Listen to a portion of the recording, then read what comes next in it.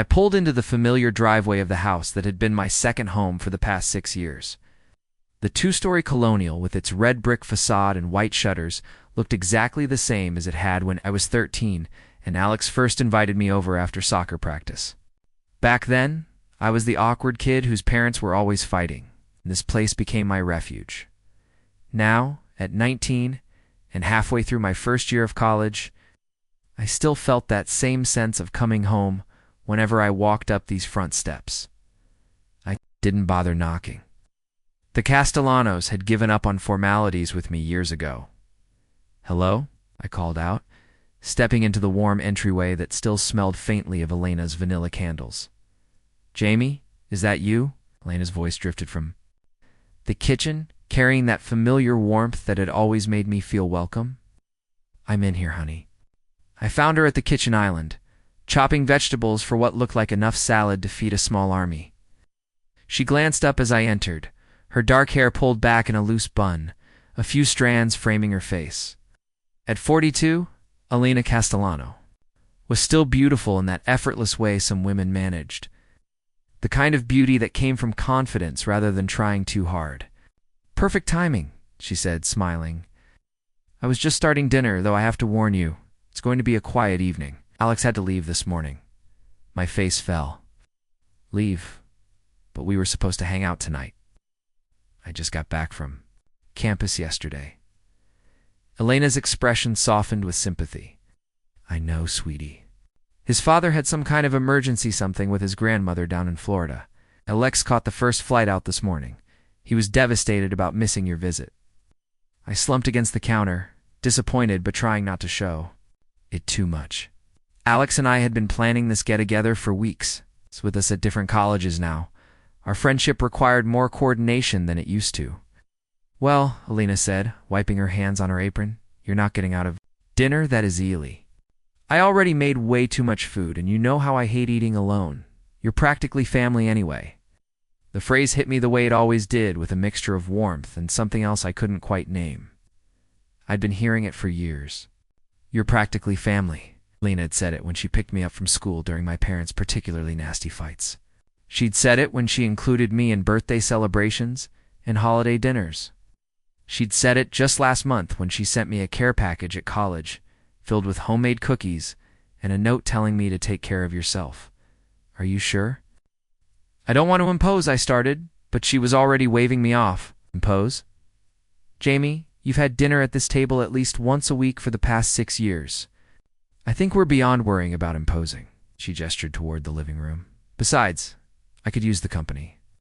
The house gets too quiet when Alex isn't here."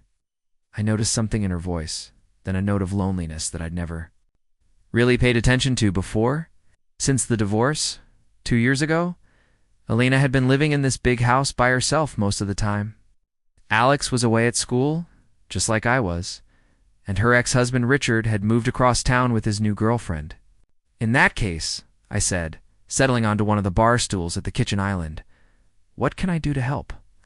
"Just keep me company," she said, returning to her chopping. "Tell me about school. How are your classes going?" I filled her in on my freshman year experiences, the good professors, the terrible dining hall food. My roommate's bizarre habits. I found myself really looking at Elena for the first time in a long while. When had the laugh lines around her eyes become more pronounced? When had that slight sadness crept into her smile? She was wearing a simple green sweater that brought out the color of her eyes, and jeans that were probably older than my relationship. With this family, but somehow looked perfect on her. There was something different about her lately, something I couldn't put my finger on. She seemed ... more real somehow, less like Alex's mom and more like just Elena. "What about you?" I asked, surprising myself with the question. "How have you been, really? I mean..." She paused in her chopping, glancing up at me with a look I couldn't quite read. "That's sweet of you to ask, Jamie. Most 19-year-old boys aren't particularly interested in the lives of middle-aged, divorced women." "You're not middle-aged," I said automatically, then felt heat creep up my neck. I mean, you know what I mean. Elena laughed. A genuine sound that made something warm settle in my chest. "You're good for my ego, you know that?"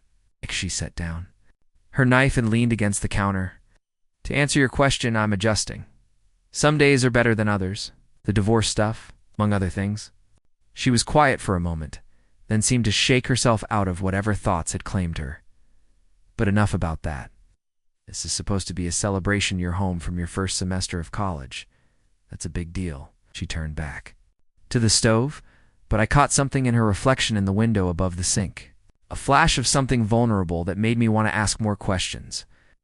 To understand what was behind that carefully maintained composure, the local news was playing softly on the small TV in the corner of the kitchen. And as Elena started the pasta water boiling, the weatherman's voice caught both our attention. Double quotes, ... major storm system, moving in faster than originally predicted. We're now looking at significant snowfall beginning this evening, with accumulations of 12 to 18 inches possible by tomorrow morning. Residents are advised to complete any necessary travel plans by 6 p.m. tonight. Elena glanced at the clock. It was already past 5.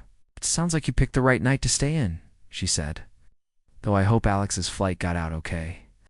This morning, I looked out the kitchen window at the darkening sky. The clouds had that heavy, pregnant look high. Well, give her our thanks. And drive carefully tomorrow, assuming the roads are clear. When I hung up, Elena was loading the dishwasher. Everything okay at home? Yeah, they're just glad I'm not driving in this. I gestured toward the window, where the snow was now falling so heavily we could barely see the streetlights. Think you were right about it being dangerous out there. Mother's intuition, Elena said with a smile. Come on, let's get you set up in the guest room. I followed her upstairs, trying not to notice the way her jeans fit or the gentle sway of her hips as she climbed the stairs. These were thoughts I'd never allowed myself before, and their sudden presence in my mind felt like a betrayal of the family that had welcomed me so completely. The guest room was at the end of the hall, across from Alex's room and down from Elena's master bedroom.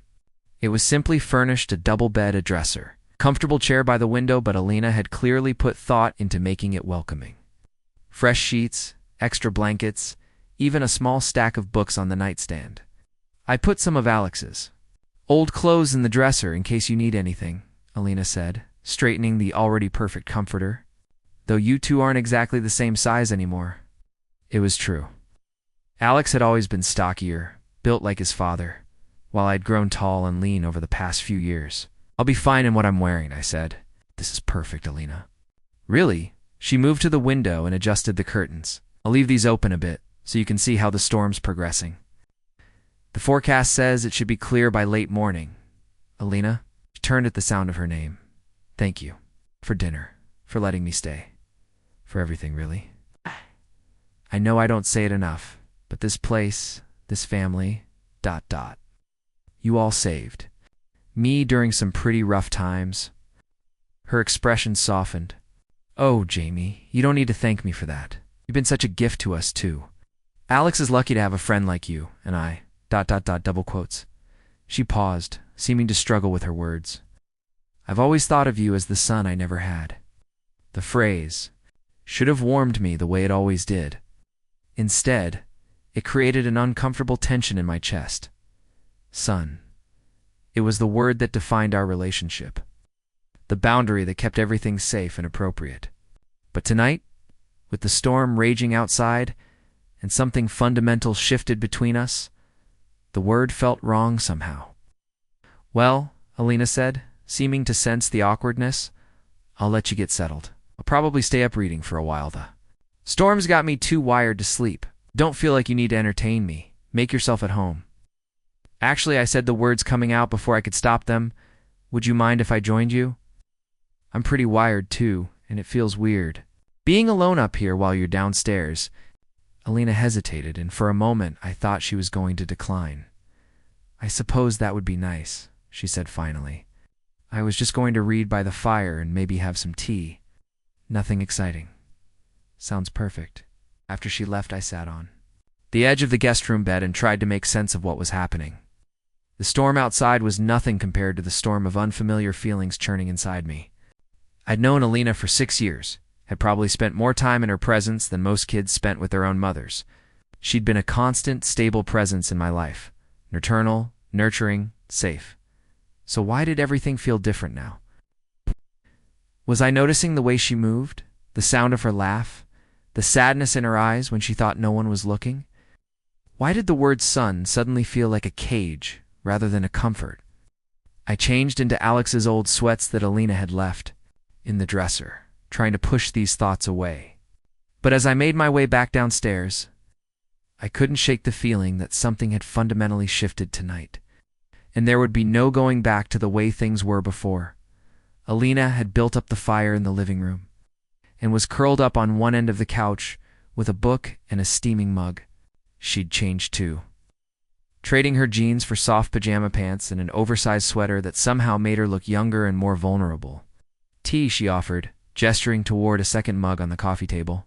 "Thanks," I settled on the other end of the couch, careful to maintain distance between us, and picked up the mug. The tea was chamomile, soothing and warm. Outside, the wind howled around the house with increasing intensity. The lights flickered periodically, and we could hear branches scraping against the windows. But inside, the fire crackled warmly, casting dancing shadows on the walls and creating an atmosphere of intimate isolation. "What are you reading?" I asked, noting the way Elena kept glancing up from her book to look at me. "Nothing profound." She closed the book and set it aside. "I have to admit, it's hard to concentrate with all this wind. It's pretty intense out there." I glanced toward the windows, where we could hear the storm growing stronger. "It's like I'm definitely not going anywhere tonight. Are you okay?" "With that?" Elena asked, and something in her tone made me look at her more closely. "Yeah," I said, meeting her eyes. "I'm okay with that." The admission hung between us, loaded with implications neither of us was ready to examine. We sat in comfortable silence for a while, listening to the storm and sipping our tea. But I was acutely aware of her presence, the way she tucked her feet under her, the way the firelight played across her face, the way she kept stealing glances at me when she thought I wasn't looking. "Jamie," she said eventually, her voice soft in the firelit room. "Yeah, I'm glad you're here tonight. The storm would have been lonely otherwise." "I'm glad I'm here too," I admitted. I meant it more than I probably should have. The wind gusted again, rattling the windows and making us both jump slightly. Then the lights flickered once more and went out completely, plunging us into the warm, intimate darkness, lit only by the dancing flames in the fireplace. Elena said with a soft laugh. "I guess we're really trapped now." Trapped. The word echoed in the darkness between us, carrying weight and possibility and the promise of a long night ahead. It's where anything might happen.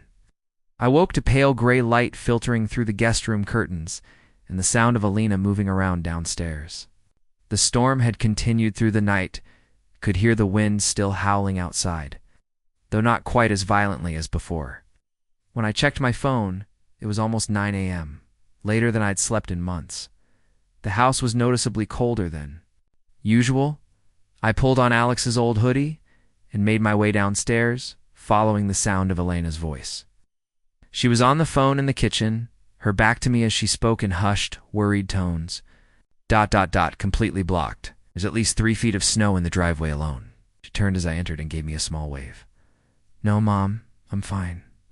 "Jamie's here. You remember Alex's friend? He got caught in the storm too."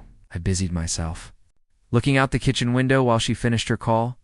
The world outside was transformed, everything buried under a blanket of white so deep it was hard to tell where the driveway ended and the yard began. My car was just a vague hump in what used to be the driveway. "Good morning," Elena said, hanging up the phone. She was wrapped in a thick robe, her hair still messy from sleep. Without makeup, she looked younger somehow, more approachable.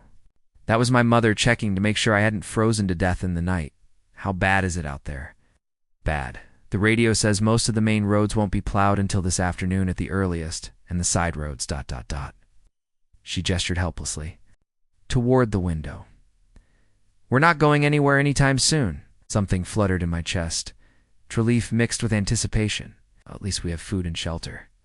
"And each other," Elena added, then seemed to catch herself. "I mean, at least neither of us is stuck alone. We worked together to assess our situation." The power was still out, but the gas stove worked fine, and Elena had plenty of candles and battery-powered lanterns. The fireplace could keep the main living areas warm, and we had enough food to last several days if necessary. "Breakfast, Lena," asked, pulling eggs and bread from the refrigerator. I should use these up before they go bad anyway. Let me help. I moved to stand beside her at the stove, close enough that our shoulders almost touched as we worked. She scrambled eggs while I made toast on a cast iron pan, and something about the simple domesticity of it felt different than all the other times I'd helped in this kitchen. You know, Elena said, flipping the eggs expertly Alex used to love. Mornings like this when he was little, power outages were like adventures to him. He'd pretend we were pioneers or explorers trapped in a cabin. I can picture that. He always did have a good imagination. He used to build these elaborate forts out of couch cushions and blankets. He'd drag every pillow in the house into the living room and create these whole worlds. Elena's face softened with the memory. Richard always got so frustrated with the mess, but I loved seeing Alex's creativity. Richard didn't like the mess, I asked carefully. Elena rarely talked about her ex-husband, and I was curious about what their marriage had really been like. Richard didn't like ... disruption. He preferred everything neat and predictable. Elena was quiet for a moment, stirring the eggs. I think that's part of why Alex and I got so close. We were the dreamers in the family. What about you? Were you a dreamer as a kid? Elena smiled, a real smile that reached her eyes. Oh, I was terrible. I wanted to be a writer, travel the world, live in Paris, and write the great American novel. She laughed at herself. Instead, the first became a librarian in suburban New Jersey. There's nothing wrong with being a librarian, and you still could, right? You know? She looked at me with surprise. At 42? Why not? You're smart. You've lived a life. You have things to say. Age doesn't matter for that. Elena studied my face for a moment, as if seeing something there she hadn't noticed before. When did you become so wise, Jamie Chen? The way she said my full name, with that little smile playing at the corners of her mouth, made something warm settle in my chest. I had good teachers, I said. This family taught me a lot about what really matters, including the mess and chaos, especially the mess and chaos. We ate breakfast by the fireplace, sitting on the floor with our plates balanced on the coffee table. Elena had found a battery-powered radio, and soft jazz played in the background while we talked. The conversation flowed easier than it ever had before, maybe because Alex wasn't there to fill the silences. Or maybe because something fundamental had shifted between us. Tell me about your parents, Elena said eventually. I know they've had problems, but you've never really talked. About it, I hesitated. I'd spent years deflecting questions about my home life, preferring to focus on the warmth and stability I found here instead. But something about the intimate atmosphere, the firelight, the storm outside Elena's genuine interest made me want to be honest. They fight, I said simply. They've been fighting for as long as I can remember. It's not just arguments, full-scale wars that last for days. My dad travels for work a lot, and when he's home, it's like they're both just looking for reasons to tear each other apart. Elena listened without judgment, her dark eyes focused entirely on me. I used to think it was normal, I continued. But then I started coming here, and I realized that families could actually like each other. The parents could be partners instead of enemies. Is that why you spent so much time here? Partly. But also because... I paused, trying to find the right words. Because you made me feel like I mattered, like I was worth taking care of. Elena's expression softened. Oh, Jamie, you've always mattered. You're such a good person, kind, thoughtful, loyal. Alex is lucky to have you as a friend. Sometimes I wonder if I've been using Alex, I admitted. Using his friendship to get access to this family, to you and Richard and all the stability I didn't have at home. That's not using anything, Elena said firmly. That's just being human. We all need places where we feel safe and loved. The word love hung in the air between us, and I felt my cheeks warm. Did she mean love like family? Or was there something else in her voice, something that matched the new awareness growing between us? By afternoon, we'd settled into an easy rhythm. Elena found a deck of cards and taught me a game her grandmother had played with her as a child. We sat across from each other at the kitchen table, a candle flickering between us, our hands occasionally brushing as we reached for cards. No, Elena laughed, covering my hand with hers to stop me from playing the wrong card. You have? to wait for the signal. Watch. Her touch was warm and soft, and she let it linger longer than necessary. When she finally pulled her hand away, I found myself missing the contact. "Now you try," she said. And I noticed a slight flush in her cheeks that hadn't been there before. Later, she decided to teach me how to make her grandmother's bread recipe. "It's perfect weather for baking," she said. "The smell will warm up the whole house." We stood side by side at the kitchen counter, our hips occasionally bumping as we worked.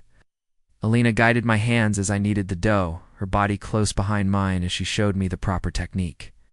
"Like this," she murmured, her breath warm against my ear. "You have to be firm but gentle. Feel how the dough responds." I was trying to concentrate on the bread, but all I could think about was her proximity, the light floral scent of her perfume, the way her hands felt covering mine. When she finally stepped back, I had to take a deep breath to steady myself.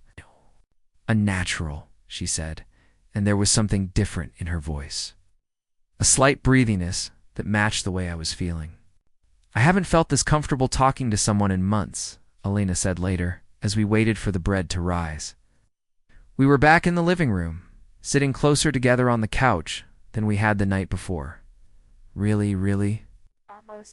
My conversations lately are either with my mother, who wants to know when I'm going to start dating again, or with other divorced women who just want to complain about their ex-husbands.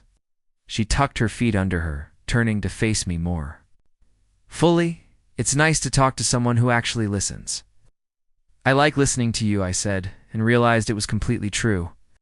I found myself hanging on her every word, storing away the little details she shared about her life, her thoughts, her dreams. Elena smiled, and I felt that now familiar warm flutter in my chest. I was beginning to realize that I'd been looking forward to her smiles for years, without understanding why. Now, trapped in this house with nowhere else to be and no one else to focus on, I was finally allowing myself to acknowledge what those feelings meant. "I think this qualifies as an emergency," Elena said that evening, producing a bottle of red wine from the pantry. "You're old enough, and we're snowed in indefinitely. Besides, it'll help keep us warm." We'd moved back to the living room after dinner, settling in front of the fire with our wine glasses. The storm was still raging outside, but it felt distant now, like something happening in another world. Our world had shrunk to this room, this firelight, this conversation that was growing more intimate by the hour. "Can I ask you something?" I said, emboldened by the wine and the darkness. "Of course." "When did you know your marriage was over?" Elena was quiet for so long I thought she wasn't going to answer. When she finally spoke, her voice was soft and sad. "Years before I admitted it to myself. Richard and I became strangers living in the same house. We stopped talking about anything that mattered. We stopped touching except by accident. We were just going through the motions of being married. But you stayed together for Alex mostly. And because I was scared, I'd been married for 20 years, Jamie. I didn't know who I was without that identity. Didn't know if I could survive on my own. And now I'm learning that I'm stronger than I thought, but also lonelier than I expected." She took a sip of wine, staring into the fire. "Some nights I sit in this big house and I feel completely invisible. It's like I could disappear and no one would notice." "I would notice," I said without thinking. Elena looked at me then. Really looked at me, and something passed between us that felt dangerous and electric. "Tell me about college," she said, changing the subject. "Are you happy there?" I considered lying, giving her the cheerful update I gave everyone else. Instead, I found myself being honest. "I'm terrified," I admitted. "Everyone else seems to know exactly what they want to do with their lives, and I have no idea. I'm majoring in business because it seemed practical, but I hate it. I lie awake at night wondering if I'm wasting time and money on something that's never going to make me happy." "What would make you happy?" "I don't know. That's the problem." I ran my hand through my hair, frustrated. I used to think I wanted to be a teacher maybe, or work with kids somehow. But my parents keep talking about realistic career goals and financial stability. Your parents want security for you. That's natural. But what if security isn't enough? What if I end up like I stopped myself before I could finish the thought? "Like Richard," Elena said quietly. "I didn't mean It's okay, you're right. Richard chose security over happiness, and it made him bitter. He resented me for having dreams, resented Alex for being creative and spontaneous. He wanted us all to fit into his narrow definition of success. I don't want to become that person. Then don't. Elena leaned forward, her eyes intense in the firelight. You're 19, Jamie. You have time to figure out what you want. Don't let fear make your choices for you. The conversation continued deep into the night, fueled by wine and the intimacy of the storm-bound house. Elena told me about her childhood dreams, her regrets about paths not taken. I shared fears and hopes I had never voiced to anyone, not even Alex. At some point, Elena started treating me less like Alex's friend and more like a confidant, an equal. She talked about her loneliness, her fears about starting over, her anger at wasting so many years in an unhappy marriage. But then she seemed to catch herself, to remember who I was supposed to be in her life. I'm sorry, she said suddenly, pulling back both physically and emotionally. I shouldn't be telling you all this. If you're Alex's friend, you're 19, ... This isn't appropriate. Why isn't it appropriate, I asked. Because of my age, because I'm Alex's friend, or because you're starting to see me differently? Elena stared at me, and in the firelight I could see the internal struggle playing out across her face. Jamie, ... You are? Aren't you seeing me differently? I should say no, she whispered. I should send you upstairs right now and pretend this conversation never happened. But you're not going to. No, she said so quietly I almost didn't hear her. I'm not. We sat in silence for a moment, the weight of that admission settling between us. Everything had changed, and we both knew it. There was no going back to the easy, safe relationship we'd had before. You should probably get some sleep, Elena said finally, though neither of us moved. Probably, I agreed, though the last thing I wanted was for this night to end. I woke the next morning with a new awareness humming through my veins. Every sound Elena made downstairs seemed amplified, the soft pad of her feet on the hardwood, the gentle clink of dishes, the low murmur of her voice as she talked to someone on the phone. When I finally made my way to the kitchen, she was standing at the window in her robe, phone pressed to her ear. ... Still completely blocked, she was saying. The plows haven't even made it to our street yet. She turned when she heard my footsteps, and the smile she gave me was different from any she'd given me before. Warmer, more aware, touched with something that might have been nervousness. Morning, she said after hanging up. Coffee, please. She moved around the kitchen preparing our breakfast, and I found myself watching her in a way I'd never allowed myself before. The graceful way she moved, the morning light catching in her dark hair, the way her robe fell open slightly at the throat. When she caught me staring, neither of us looked away immediately. Sleep well? She asked, though there was something in her tone that suggested she already knew the answer. Not really. You. Not really. The honesty hung between us, acknowledging without words that we'd both spent the night thinking about our conversation, about the line we'd crossed, and the new territory we were entering. Even simple tasks felt charged with meaning now. And when Elena handed me my coffee mug, our fingers brushed and lingered. When I helped her reach something from a high shelf, I stood closer than necessary, acutely aware of her body next to mine. The radio says the roads might be passable by this evening, Elena said, though she didn't sound particularly happy about it. That's good, I said. Though I felt anything but good about the prospect of leaving, by afternoon we decided to venture outside to assess the situation. Elena bundled up in a heavy coat and boots, and we made our way carefully down the buried front steps. The snow was knee-deep, pristine and beautiful in the afternoon sunlight. Wow, I said, looking around at the transformed landscape. It's like a different world. It's beautiful, Elena agreed, then immediately slipped on a patch of ice. I caught her arm to steady her, and she grabbed onto my coat for balance. For a moment, we stood there, pressed close together, her face inches from mine. I could see the cold bringing color to her cheeks, could feel her breath warm against my face. Careful, I said softly. I'm trying to be, she replied, and I knew. We weren't talking about the ice anymore. She didn't let go of my arm as we made our way around the house to check the road. The snow was still too deep for cars and the main road hadn't been plowed yet. We were still trapped at least for another night. I guess you're stuck with me a little longer, Elena said as we made our way back to the house. I can think of worse fates, I replied, and she squeezed my arm gently. We decided to cook dinner together. Working side by side in the small kitchen, Elena was making her grandmother's sauce recipe while I prepared a salad, and we moved around each other in the limited space with an intimacy that felt both natural and charged. Hand me that wooden spoon? Elena asked, and when I reached for it, my body pressed briefly against her back. Sorry, I murmured, though I didn't step away immediately. It's okay, she said, her voice slightly breathless. We were dancing around each other, literally and figuratively, the small kitchen forcing us into constant proximity. Every accidental touch seemed to linger. Every shared smile held more weight than it should have. I need to get something from the pantry, Elena said, but as she turned, she misjudged the space and collided softly with my chest. My hands came up automatically to steady her.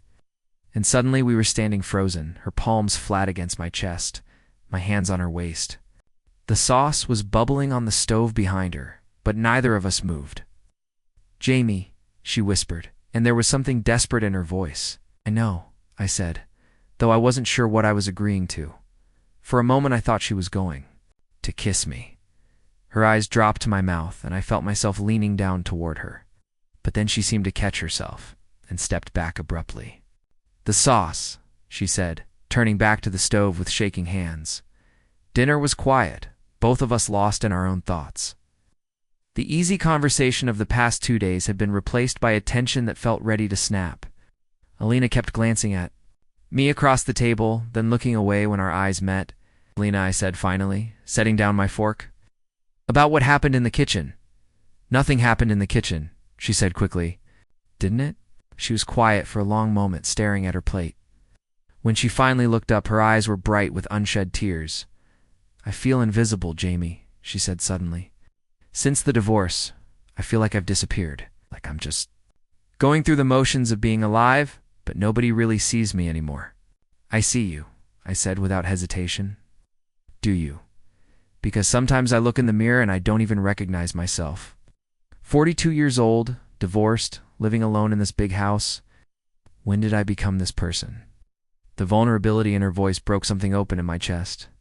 Without thinking, I reached across the table and covered her hand with mine. You're not invisible, I said. You're beautiful. The words hung in the air between us, too honest and too loaded to take back. Elena stared at me, her eyes wide with surprise and something else I couldn't name.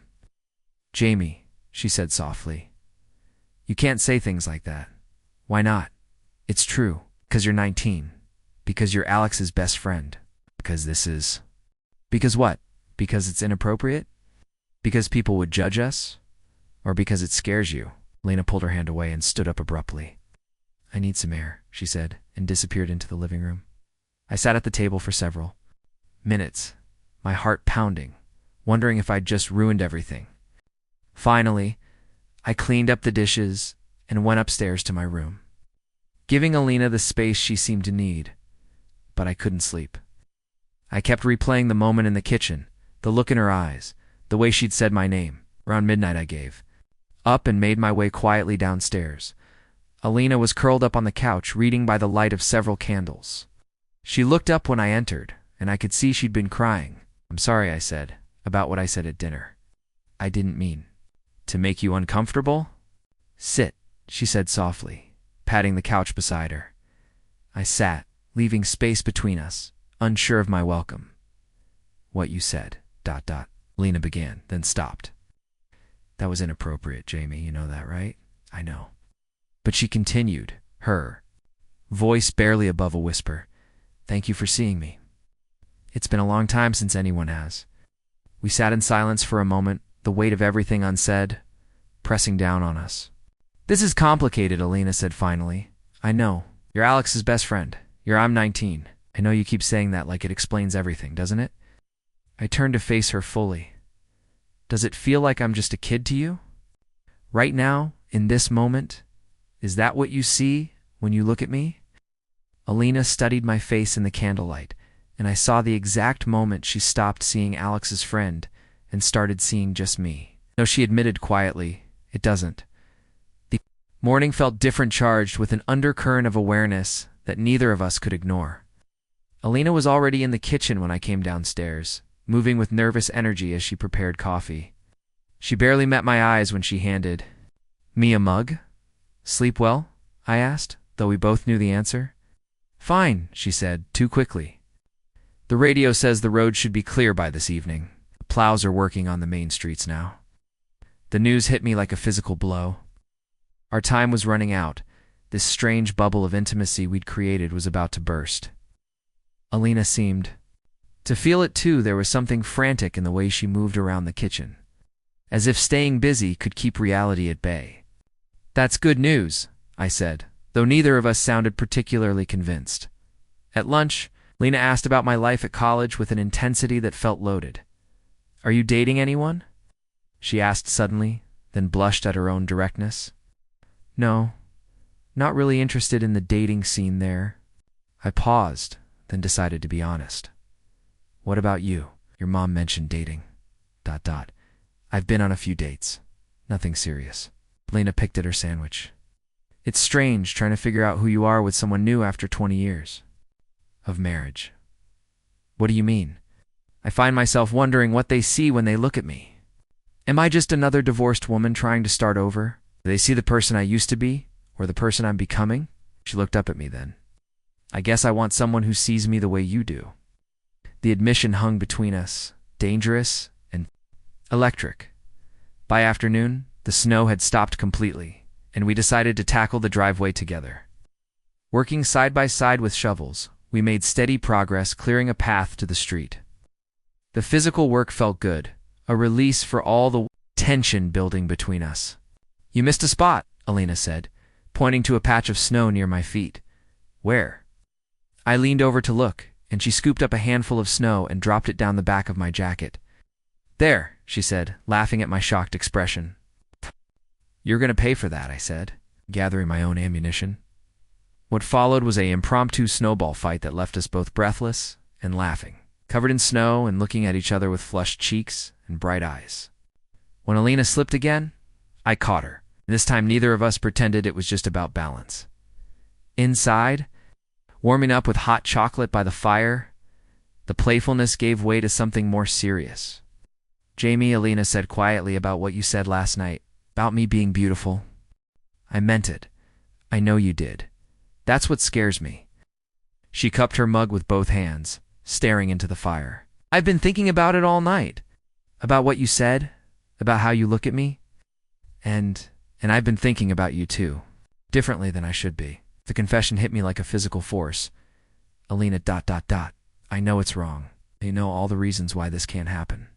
But I can't stop thinking about what it would be like to be seen the way you see me. To feel beautiful again instead of just ... forgotten." We stared at each other across the coffee table, the weight of everything unsaid pressing down on us.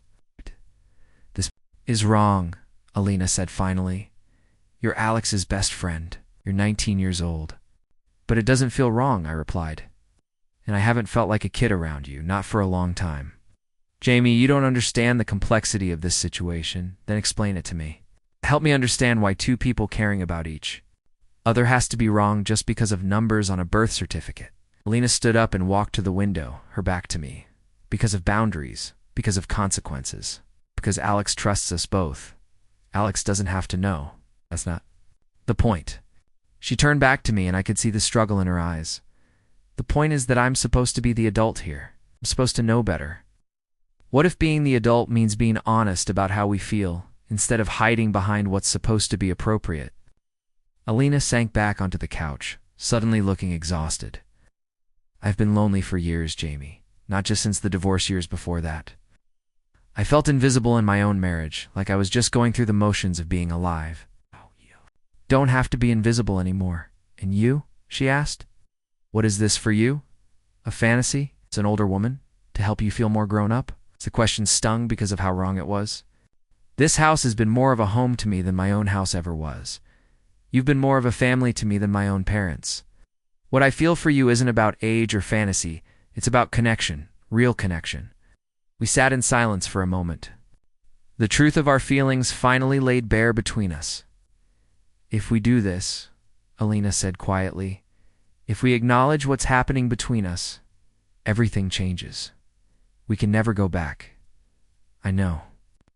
Alex can never know. No. And it might not lead anywhere. I might not be ready for. For whatever this could become, I know that too." Elena looked at me then, really looked at me, and I saw the moment she stopped fighting what we both felt. "Come here," she said softly. Moved to sit beside her on the couch, close enough to see the flecks of gold in her dark eyes, close enough to smell her perfume. "Are you sure about this?" she asked. Instead of answering with words, I reached up and touched her face gently. She leaned into the touch, her eyes fluttering closed. When she opened them again, she whispered, "This changes everything, I know." And then she kissed me. Soft and tentative at first, then deeper as I kissed her back. It was nothing like the clumsy kisses I'd shared with girls my own age. This was careful and passionate and full of the weight of everything we'd shared over the past 3 days. When we finally broke apart, both of us were breathing hard. "Oh God," Elena whispered, pressing her forehead against mine. "What have we done? Something that's been building for 3 days? Jamie, Alex can never know about this. Ever. He won't. This stays between us. Forever. You promise." "I promise." Lena pulled back to look at me, her eyes serious. "This doesn't mean we're starting a relationship. This doesn't mean anything is going to happen when you go back to school. This is just ... this moment. I understand." But even as I said it, I knew neither of us believed it. Something fundamental had shifted between us, and there would be no pretending otherwise. The radio crackled to life in the kitchen, announcing that road crews had finally reached our neighborhood.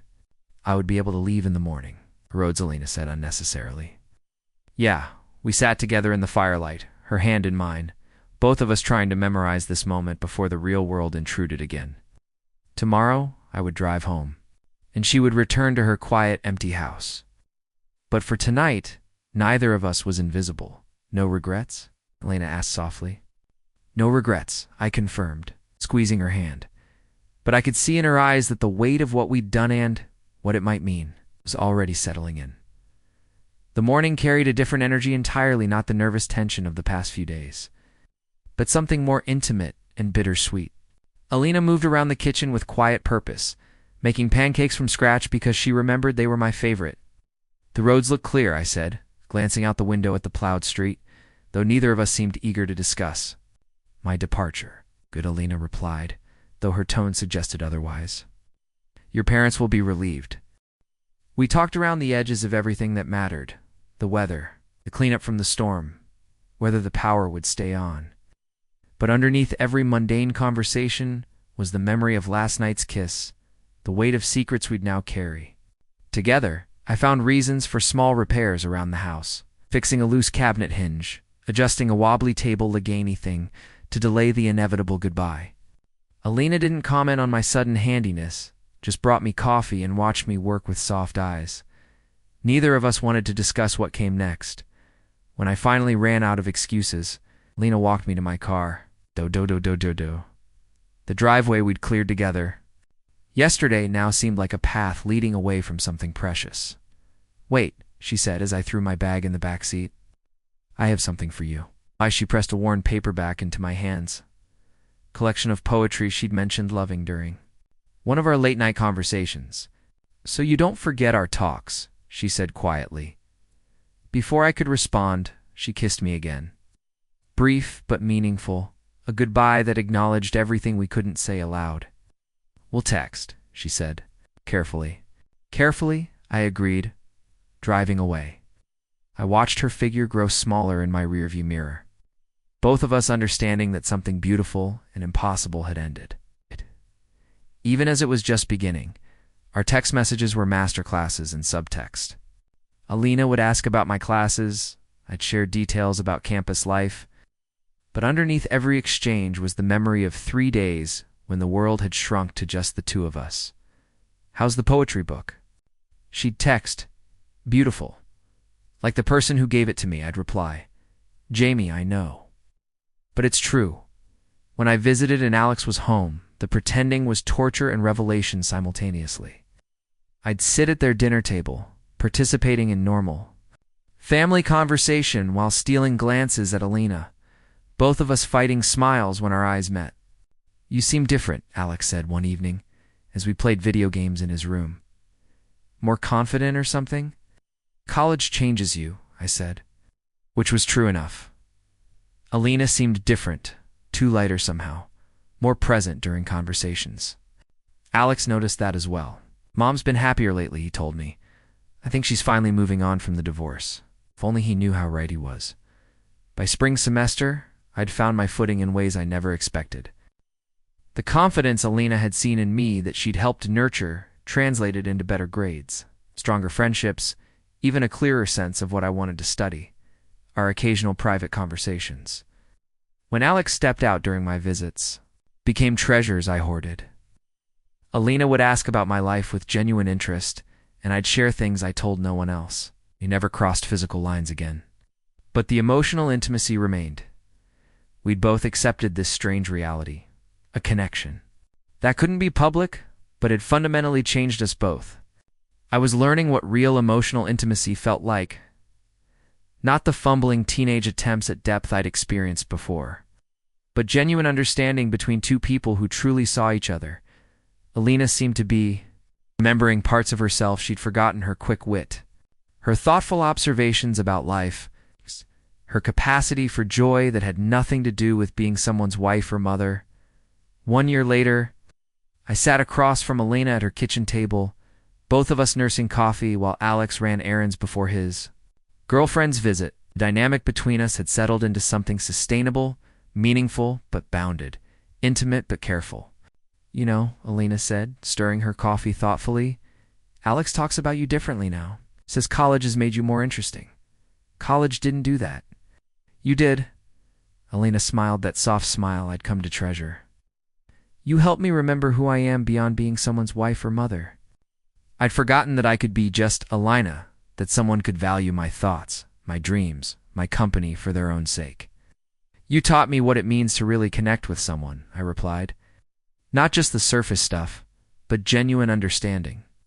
I don't think I would have learned that from anyone my own age." We sat in comfortable silence, the weight of our shared history settling around us like a warm blanket. "Do you ever regret it?" Elena asked. "The complications, the secrecy? Never, do you?" "Never," she said firmly. "Sometimes the most meaningful relationships are the ones the world doesn't understand. That doesn't make them less real or less valuable." I reached across the table and briefly squeezed her hand, a gesture that had become our shorthand for everything. Couldn't say aloud. "We'll always have this," I said. "It's always," Elena agreed. When Alex returned, we seamlessly shifted back into our public roles: family, friend, and mother, easy and familiar.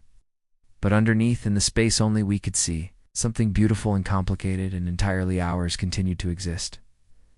Some secrets, I'd learned, were worth keeping, not because they were shameful, but because they were sacred.